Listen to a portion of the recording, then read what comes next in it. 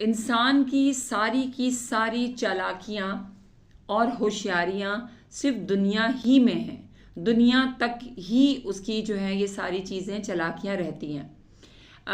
اس کو بیوقوف بنایا، اس کو بیوقوف بنایا، اس کو دھوکہ دیا، اس کو دھوکہ دیا، اس سے جھوٹ بولا، اس سے جھوٹ بولا، اس کے ساتھ ساز باز کر لی، اس کے ساتھ جو ہے وہ منافقت کر لی، اس کے ساتھ جو ہے وہ سازشیں اس کے خلاف کر لی۔ تو یہ ساری چیزیں جو ہیں وہ دنیا تک ہیں، لیکن یہ سب کچھ ریکارڈ ہو رہا ہے، یہ سب کچھ فرشتے جو ہیں وہ اللہ کے حکم سے ریکارڈ کر رہے ہیں کہ جو کچھ آپ کر رہے ہیں وہ سب جو ہے وہ ریکارڈ ہو رہا ہے، وہ کہیں ہواؤں میں بکھر نہیں رہا ہے، وہ کہیں ضائع نہیں ہو رہا ہے، وہ ایک ریکارڈ ہمارا بن رہا ہے۔ وہ ریکارڈ ایسا ریکارڈ بن رہا ہے کہ جب وہ ججمنٹ کا جو دن ہوگا، آخرت کا دن ہوگا، تو ہمیں اپنے ان تمام اعمال کا ایک ایک کا جواب دینا ہوگا، اور اس وقت انسان جھٹلا نہیں سکے گا ان چیزوں کو، وہ کچھ بول ہی نہیں سکے گا، اس کی زبان گنگ ہو جائے گی۔ اور جو کچھ اس نے دنیا میں یہ ساری چیزیں کی ہوں گی، یہ ساری حرکتیں کی ہوں گی، تو وہ اس کے سامنے آ جائیں گی۔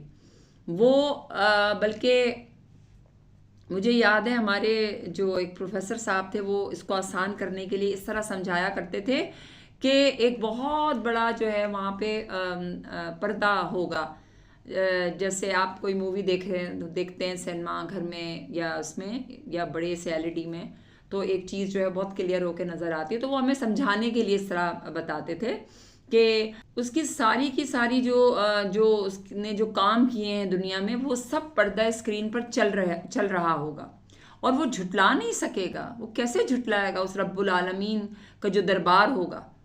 تو ہوشیار رہیں اپنے تمام اعمال میں کہ آپ کون سا عمل کیسا کر رہے ہیں، آپ کے عمل میں کھوٹ ہے، نہیں ہے، سچائی ہے یا بے ایمانی ہے یا انصاف ہے یا بے انصافی ہے یا خیانت ہے یا ایمانداری ہے، یہ فیصلہ آپ کریں گے، یہ فیصلہ آپ کو کرنا ہوگا، کیونکہ اللہ تعالیٰ نے ہمیں شعور دے دیا ہے کہ انسان کو سمجھ بوجھ دے دی ہے، اس کو اچھائی اور برائی کا بتا دیا ہے۔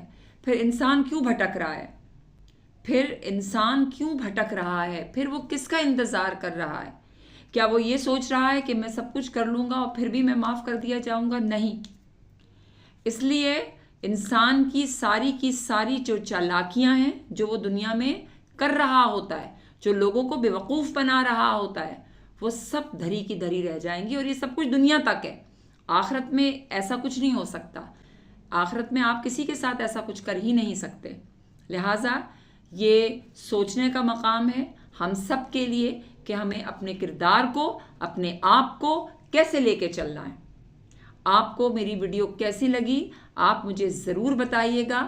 میرے چینل سچ کا سفر ود بدر کو ضرور سبسکرائب کریں، لائک اور شیئر کرنا مت بھولیے گا۔ آپ کے وقت کا بہت شکریہ۔